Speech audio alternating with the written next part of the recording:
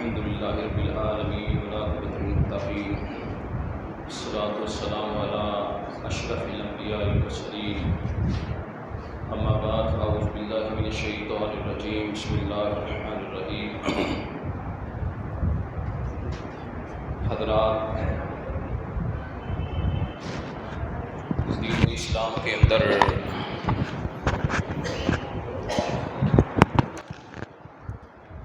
صلہ رحمی کرنا، رشتہ داروں سے اچھا سلوک کرنا،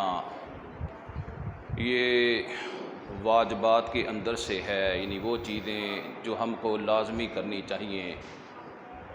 اور قطع رحمی کرنا یہ ان چیزوں کے اندر سے ہے جن سے منع کیا گیا ہے۔ اور وہ لوگ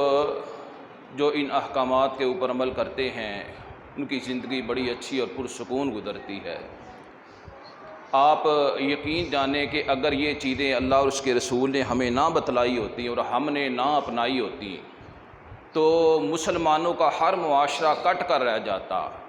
نفرت ہی نفرت اور تنہائی ہی تنہائی ہر طرف ہوتی۔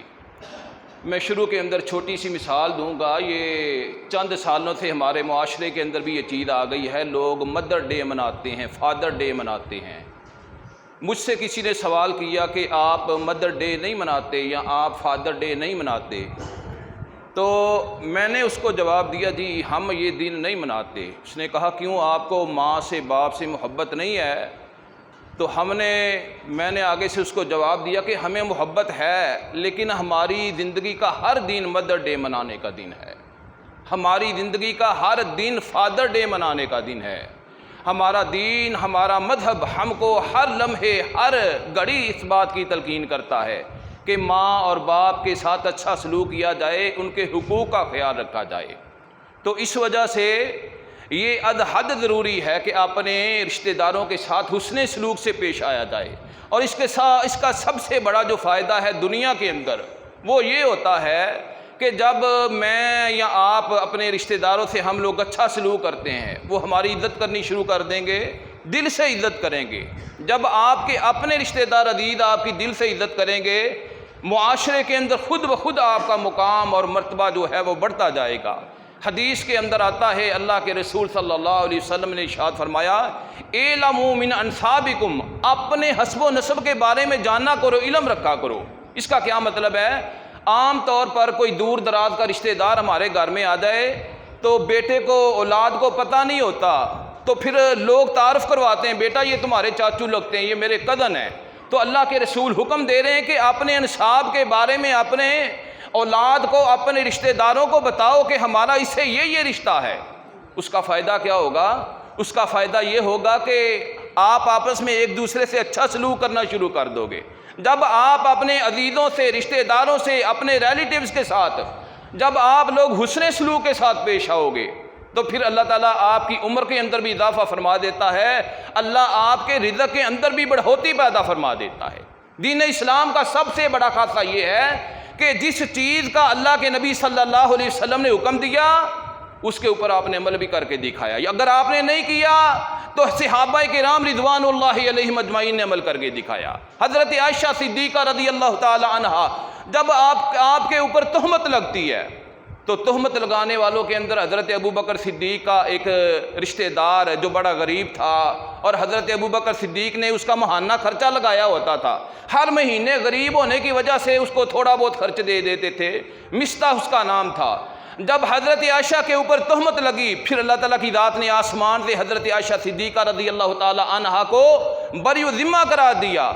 تو حضرت ابوبکر کو پتہ چلا کہ یہ بندہ جس کو میں ہر مہینے کھانے کے لیے دیتا ہوں، اس کا بھی حصہ تھا میری بیٹی کو اوپر تہمت لگانے میں۔ حضرت ابوبکر صدیق رضی اللہ عنہ نے قسم اٹھا لی، فرمایا آج کے بعد میں مستح کو کبھی خرچہ نہیں دوں گا، کبھی میں ماہانہ اس کو منتھلی نہیں دوں گا۔ آسمان سے اللہ تعالیٰ کی ذات نے قرآن پاک کی آیات کو نازل فرمایا، سورہ نور 18ویں سپارے کے اندر اللہ فرماتے فَلْيَعْفُوا وَلْيَصْفَحُوا، تمہیں چاہیے کہ درگزر کرو، معاف کر دو۔ الا تحبون ان یغفر اللہ لکم، اور تم کو اچھا نہیں لگتا کہ اللہ تم کو معاف کر دے، اللہ تمہارے گناہوں سے درگزر کر دے۔ واللہ غفور رحیم، اور اس کا تو کام ہی بخشنا اور رحم کرنے والا ہے۔ اور اللہ فرماتے ہیں اگر تمہارا رشتہ دار ہو، تمہارا ملازم ہو، تمہارا کوئی قریبی ہو، تمہارا غلام ہو، تمہاری دکان کے اوپر نوکری کرنے والا ہو، اگر اس سے بھی زیادتی ہو گئی تو اس کو بھی معاف کر دو۔ اور دوسری روایت کے اندر آتا ہے ترمذی کے اندر، اللہ کے رسول صلی اللہ علیہ وسلم فرماتے ہیں کہ جمعرات کی رات کو اعمال جو ہے اللہ کے دربار کے اندر پیش کیے جاتے ہیں، اور جو بندہ قطع رحمی کرنے والا ہے، میں یہ ساری باتیں میرے بھائیو اس وجہ سے کر رہا ہوں کہ چھوٹی چھوٹی بات کے اوپر ہم اپنے رشتہ داروں کو تلوار سے کاٹ دیتے ہیں، 20-30 سال گزر جاتے ہیں، ہم ایک دوسرے کی طرف دیکھنے کے روادار نہیں ہوتے۔ اللہ کے نبی صلی اللہ علیہ وسلم آپ ارشاد فرماتے ہیں کہ جمعرات کی رات کو، جمعرات اور جمعے کی درمیانی جو شب ہوتی ہے، اس شب کو اعمال پیش کیے جاتے ہیں۔ جو بندہ اپنے رشتہ داروں سے منہ پھیرنے والا ہے، قطع تعلق کرنے والا ہے، اللہ تعالیٰ کی ذات اس کے اعمال کو کبھی بھی اللہ پسند نہیں کرتے ہیں۔ اس وجہ سے یہ بڑی فضیلت ہے اس چیز کی۔ اللہ کے رسول صلی اللہ علیہ وسلم نے صلہ رحمی کی بیان فرمائی، یہ صلہ رحمی ہی تھی کہ حضرت ابراہیم علیہ السلام پہلے باپ نے گھر سے نکالنے کی دھمکی دی، پھر جب آگ کے اندر پھینکا گیا باپ بھی ساتھ تھا، تو حضرت ابراہیم علیہ السلام صلہ رحمی کی وجہ سے فرماتے ہیں ساستغفر لک ربی انہ کان بی حفیہ، سلام علیکہ، اے میرے باپ میں تمہارے اوپر سلام جو ہے وہ عرض کرتا ہوں، لیکن میں اپنے اللہ سے دعا کروں گا اللہ تمہارے اوپر رحم فرمائے، یعنی غصے کا اظہار نہیں فرمایا۔ اور یہ بھی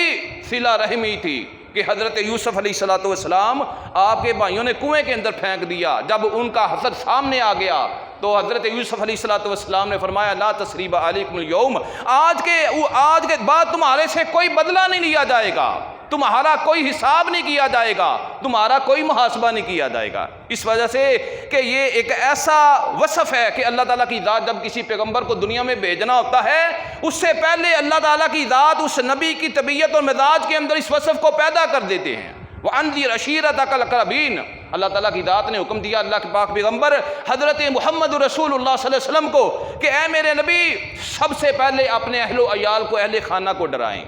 حدیث کے اندر آتا ہے کہ سب سے افضل ترین صدقہ کون سا ہے؟ سب سے افضل ترین صدقہ ایک تو میں نے بیان کیا تھا رشتہ دار کے اوپر کرنا، دوسرا آپ نے ارشاد فرمایا کہ سب سے افضل ترین صدقہ وہ ہے آپ کا وہ رشتہ دار، آپ کا وہ عزیز جو آپ سے نفرت کرتا ہے، آپ سے دشمنی رکھتا ہے، آپ سے بغض رکھتا ہے، اندر سے آپ کے لیے اس کے دل میں میل ہے، اس کے اوپر صدقہ کرو، وہ سب سے افضل ترین صدقہ ہے۔ پھر اس کے بعد آپ نے فرمایا مسلمان کے اوپر سب سے بڑا حق یہ ہے۔ کیا حق ہے؟ اللہ کے رسول صلی اللہ علیہ وسلم فرماتے ہیں کہ دل کے اندر یہ خیال رکھے کو انفسکم واہلیکم نارا، کہ میں خود بھی آگ سے بچ جاؤں، میرے اہل خانہ جو ہیں، میرے رشتہ دار بھی آگ سے بچ جائیں۔ آج میرے بھائیوں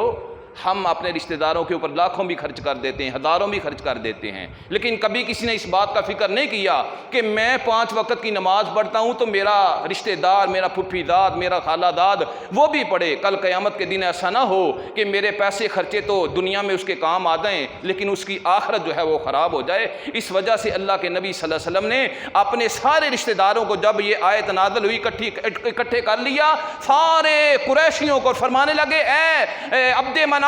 اور اے عبد شمس اور اے بنو ہاشم، میری بات کو کان کھول کر سن لو، اللہ کی توحید کی طرف آ جاؤ اور اللہ تعالیٰ کے رسول کا کلمہ پڑھ لو، فلاح پا جاؤ گے۔ پھر اپنی بیٹی فاطمہ کو فرمایا اے مالی فاطمہ،